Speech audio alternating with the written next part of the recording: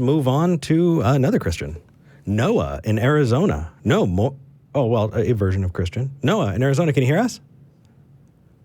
Yeah, can you hear me? Yes, absolutely. Hi, Noah. I know as a Mormon, you still call yourself a Christian. Other Christians may not. They might, I say Christian adjacent, maybe.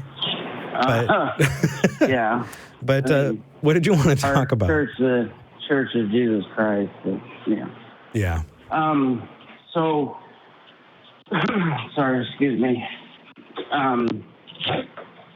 Long story short, I was talking to one of my employees a while back.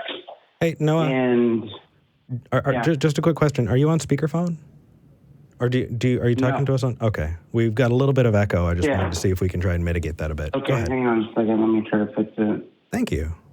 All right, is that better? We will find out. All right, go ahead. Sorry, man. Go ahead. Okay, so one of my employees made a bet with me, and I lost the bet, and they had me call into the Atheist Experience. I like it. And he's what happened? Well, I talked to, I forget her name, Tracy, and there was another guy named Phil there. And Tracy Harrison, Phil Session. Tracy, that's it. Okay. So I talked to her, and now that I listen back to, because my wife was showing me what I actually did, because I didn't know what I was doing, and I feel like I sounded like an idiot. So I, since I had talked to her, I started listening to your guys' show, and I started listening to like other people, other academics, and like I read the God Delusion by Richard Dawkins. good book. He's very well written. Anyways, now I'm questioning everything, but to say questioning something I hadn't ever done before, right? Yeah. Means that I just completely 100% doubt it. Okay. And I'm just kind of stuck now in a vacuum of disbelief, and it's kind of like you're a soldier in an army and you're all with everybody, and then suddenly you're not, and you're still amongst all of them. Right. What do you do?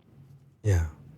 And I'm not sure if you know many Mormons, but they're very tight-knit. I mean, you get your entire everything community. in my family, community, everything is Mormon. So.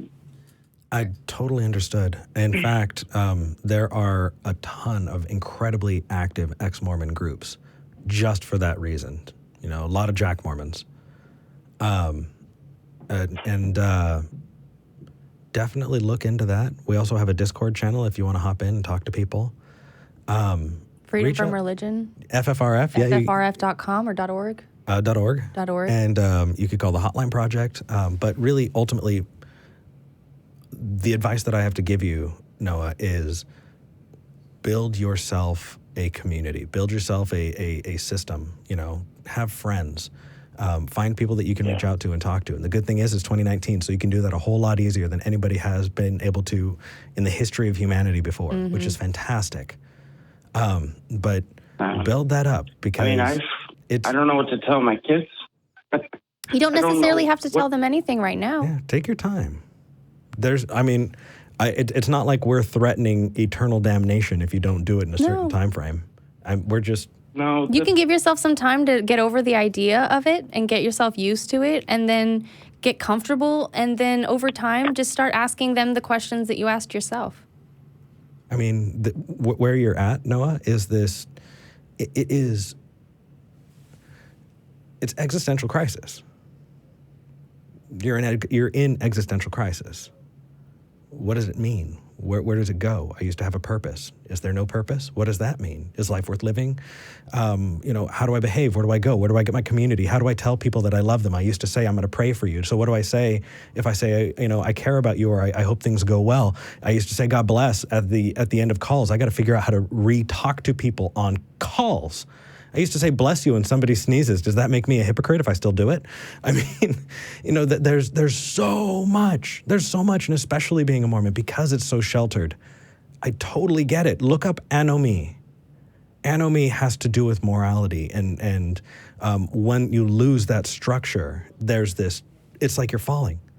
Your stomach is up in your, is raising up in your chest, and it's light, and it's terrifying, and it hurts. And it's incredibly personal. But don't do what I did, because I didn't reach out. We do have other people here who can talk to you. There are people online, there are communities, there are tons of ex-Mormon communities especially that are going to be like, no, we got you. Because we are building that together. Yeah, I mean, I've been thinking about this, and in this type of situation, I've never been actually in this type of situation. I don't know why I would say that. Right. It's in some situation I would pray about it. Of course, I'm not gonna. And I honestly don't know why I'm talking to you guys about this, other than I kind of feel connected to you guys now because I've listened to a lot. I carpet clean all day. That's what I do. I own a carpet clean company. Okay. So in my headphones, I'm listening to it, Mm-hmm. and it kind of makes sense what you guys are saying. It doesn't kind of, it does make sense. The good thing about Mormons is, they already 100% reject all the other religions, gods, everything. Mm-hmm. And in the kind of a vicious way. So when Mormons give it up, I have no idea how they'd ever become religious again. Yeah. You don't have to. So, right. I saw that. Like, I'm not going to go join another church. I mean, why would I do that? Well, but the thing is that if it's the church that you miss, if it's the music, or if it's the community, or if it's the something to do on Sundays, if it's the donuts, you can replace that with anything you want.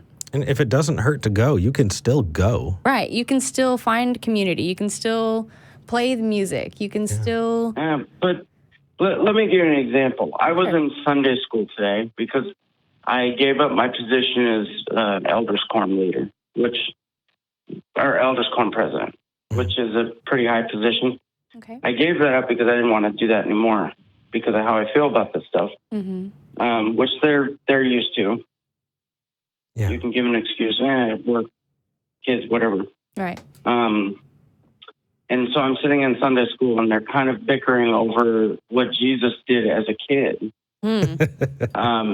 That's all up for debate, isn't it? Right. How, was he perfect? Did he make a mistake? Did he backtalk to his mother? And I was thinking about how ridiculous it is and how I just didn't want to be there. And I felt ashamed for being there, which I shouldn't have. I understand that. I understand I shouldn't be beating myself up. And there's a lot of people dealing with this every day. But I did feel like, oh my God, I can't believe this conversation is going on around me right now. Yeah. And I did eventually just walk out. So I got a note from the back. So when we finish this call, I'm going to pop you back on hold, and they're going to show you how you can get in touch with our Discord.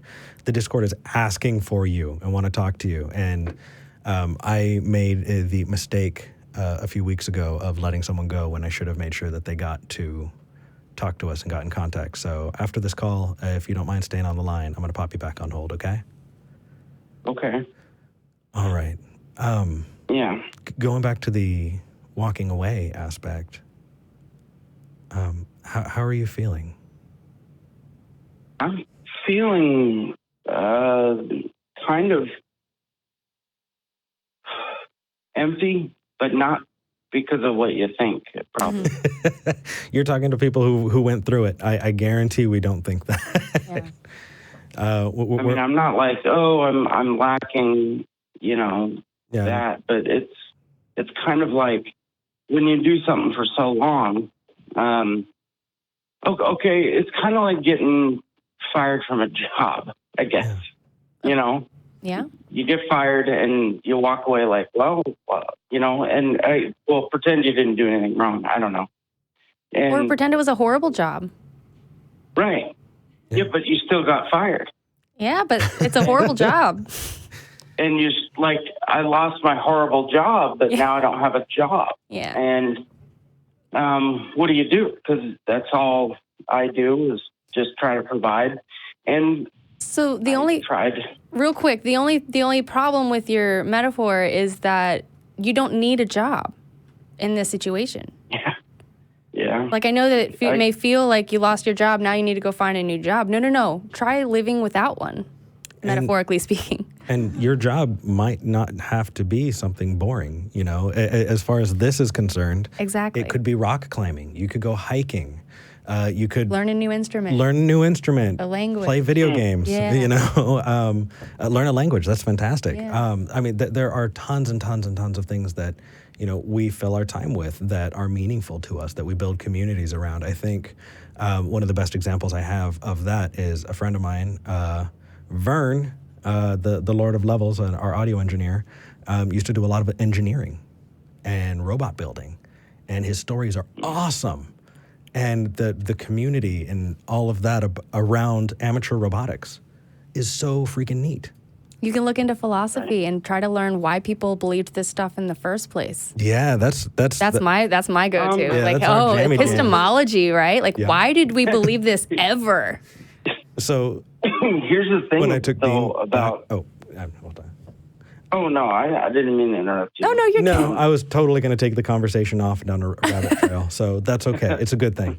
Well, the thing is, I've got a pretty heavy science background, and so I understand biology. Mm-hmm. That was my minor, and mathematics was my major, and so I understand all that stuff, and I'd love to delve into it. And in fact, when I was a church leader, not that it matters, but I was always pushing towards evolution, things like that, which it was never in any doubt for me. And, believe it or not, Mormons don't push against that whatsoever.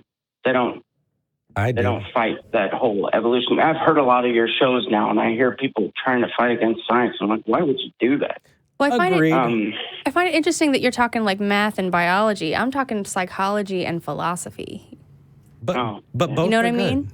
But he's saying that he has a lot of experience with math and biology already. Oh, okay. So I'm like, so leaving the religion, maybe try delving a little bit more into the psychology and philosophy of it, because I know that when I was in a religious upbringing, we didn't have a lot of psychology and philosophy talk. Oh, yeah. I didn't know what the word epistemology meant. I'd never heard it before. Oh. But hopefully that helps. And, a lot of the LDS folks, when you start, like if I went and talked to my bishop today about this, he would talk about how the adversary is pushing me away and yada, yada, yada. It would be like that. And I would just kind of look at him blankly as, okay, I'll pray about that, then I would walk away again. Yeah. But they do believe that you should, I don't know, psychologically, they get in your head. Yes, they do. But Noah? Yeah. We're starting to ramble on a little bit. Okay. I appreciate the call. I hope it helped, and I hope you call back. I think I'm going to move on to the next caller while we still have time. Okay. I appreciate you. Thank you for calling. I appreciate you too, man. Thank you, brother. Thank you. Have a good one. You too.